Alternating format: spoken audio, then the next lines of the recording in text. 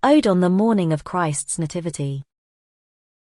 This is the month, and this the happy morn wherein the Son of Heaven's eternal King of wedded maid and virgin mother born, our great redemption from above did bring, for so the holy sages once did sing that he our deadly forfeit should release, and with his Father work us a perpetual peace. That glorious form, that light unsufferable, and that far-beaming blaze of majesty wherewith he wont at heaven's high council table to sit the midst of trinal unity, he laid aside. And, here with us to be, forsook the courts of everlasting day, and chose with us a darksome house of mortal clay.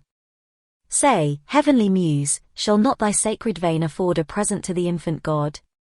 Hast thou no verse, no hymn, or solemn strain to welcome him to this his new abode, now while the heaven, by the sun's team untrod, took no print of the approaching light, and all the spangled host keep watch in squadrons bright? See how from far, upon the eastern road, the star-led wizards haste with odors sweet. O run, prevent them with thy humble ode and lay it lowly at his blessed feet. Have thou the honor first thy Lord to greet, and join thy voice unto the angel choir from out his secret altar touched with hallowed fire. The hymn. It was the winter wild while the heaven-born child all meanly wrapped in the rude manager lies. Nature in awe to him had doffed her gaudy trim, with her great master so to sympathize. It was no season then for her to wanton with the sun, her lusty paramour.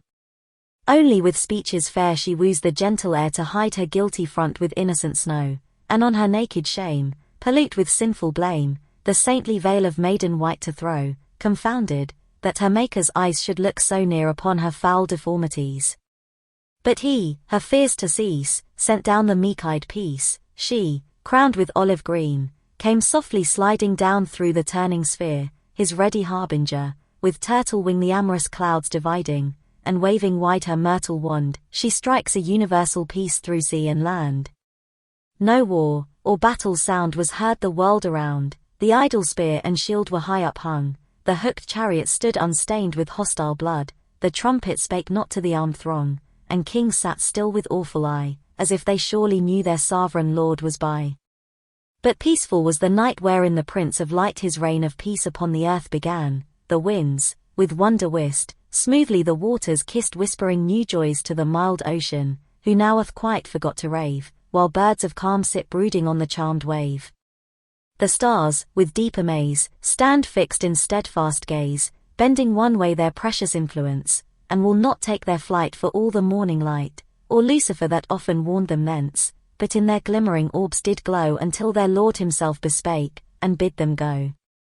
And though the shady gloom had given day her room, the sun himself withheld his wonted speed, and hid his head for shame, as his inferior flame the new enlightened world no more should need. He saw a greater sun appear than his bright throne, or burning axle-tree could bear. The shepherds on the lawn or ere the point of dawn sate simply chatting in a rustic row, for little thought they then that the mighty Pan was kindly come to live with them below. Perhaps their loves, or else their sheep was all that did their silly thoughts so busy keep, when such music sweet their hearts and ears did greet as never was by mortal finger strook, divinely warbled voice answering the stringed noise, as all their souls in blissful rapture took. The air, such pleasure lote to lose, with thousand echoes still prolongs each heavenly close. Nature, that heard such sound beneath the hollow round of Cynthia's seat the airy region thrilling, now was almost won to think her part was done, and that her reign had here its last fulfilling. She knew such harmony alone could hold all heaven and earth in happier union. At last surrounds their sight a globe of circular light that with long beams the shamefaced night arrayed. The helmed cherubim and sword seraphim are seen in glittering ranks with wings displayed, harping in loud and solemn choir with unexpressive notes, to heaven's newborn heir. Such music, as T said, before was never made but when of old the sons of morning sung, while the Creator great his constellations set and the well-balanced world on hinges hung, and cast the dark foundations deep, and bid the weltering waves their oozy channel keep. Ring out, ye crystal spheres! Once bless our human ears, if ye have power to touch our senses so, and let your silver chime move in melodious time, and let the bass of heaven's deep organ blow, and with your ninefold harmony make up full consort to the angelic symphony. For if such holy song enwrap our fancy long, time will run back, and fetch the age of gold, and speckled vanity will sicken soon and die, and leprous sin will melt from earthly mold, and hell itself will pass away, and leave her dolorous mansions to the peering day. Yea, truth and justice then will down return to men, orbed in a rainbow. And, like glory's wearing, mercy will sit between throned in celestial sheen, with radiant feet the tissued clouds down steering, and heaven, as at some festival, will open wide the gates of her high palace hall. But wisest fate says no, this must not yet be so, the babe yet lies in smiling infancy that on the bitter cross must redeem our loss, so both himself and us to glorify, yet first, to those each chained in sleep the wakeful trump of doom must thunder through the deep, with such a horrid clang as on Mount Sinai rang while the red fire and smouldering clouds outbreak, the aged earth aghast with terror of that blast shall from the surface to the center shake. When, at the world's last session, the dreadful judge in middle air shall spread his throne. And then at last our bliss full and perfect is, but now begins. For from this happy day the old dragon underground, in straighter limits bound, not half so far casts his usurped sway, and, wroth to see his kingdom fail, swinges the scaly horror of his folded tail. The oracles are dumb, no voice or hideous hum runs through the arched roof in words deceiving. Apollo from his shrine can no more divine, with hollow shriek the steep of Delphos leaving, no nightly trance or breathed spell inspires the pale-eyed priest from the prophetic cell. The lonely mountains o'er and the resounding shore a voice of weeping heard, and loud lament, from haunted spring and dale edged with poplar pale the parting genius is with sighing sent, with flower-enwoven tresses torn the nymphs in twilight shade of tangled thickets mourn. In consecrated earth and on the holy hearth the Lars and Lemures moan with midnight plaint, in urns, and altars round a drear and dying sound affrights the Flamines their service quaint, and the chill marble seems to sweat, while each peculiar power foregoes his wonted seat.